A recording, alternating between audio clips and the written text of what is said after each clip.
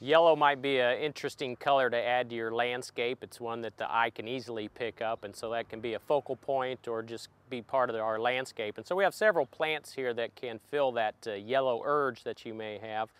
One plant I'd like to point out is our shrub of the year, which is the tiger eye sumac. And this is your almost common sumac that you find across Kansas's landscape, but this one has a very interesting shade or tone to its leaf. A compound leaf that has that bright yellow foliage all summer long, and like all sumacs, it will turn nice and bronzy red in the fall. This shrub is kind of large. We'll get maybe up to 6 to 7 feet tall and wide. From experience, it does sucker like our sumac, not nearly as much as our native one, but you will have some baby plants popping up over time to fill in your landscape.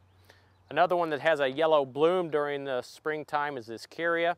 And it adds a nice texture, nice green stems. One of its aspects is that it does have a green stem throughout the growing season in winter. So once this deciduous plant loses all its leaves, you still have nice, bright, shiny green stems for the winter interest. This shrub's not very large. It's going to get maybe 3, 4, 5 feet tall and wide. One thing that is another benefit of this plant is it tolerates some shade, so it'll be a blooming plant that tolerates a shady location. An evergreen plant that we have is the sea of gold juniper, and this gives us that year-round color and texture, and gives us some interest when the deciduous plants have dropped their leaves.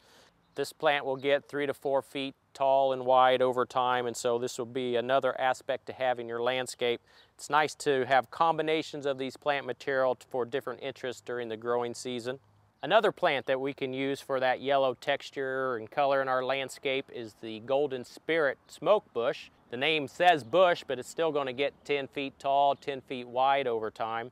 But this has a very nice texture and color to it.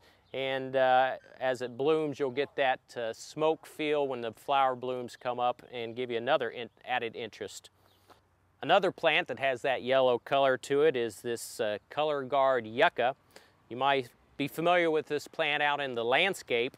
It often is found native across Kansas, and so that means it's very well adapted to our environment.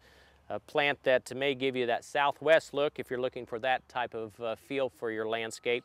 But it gives nice pointy leaves and a beautiful color during the growing season. For more information, visit your local extension office or visit our website.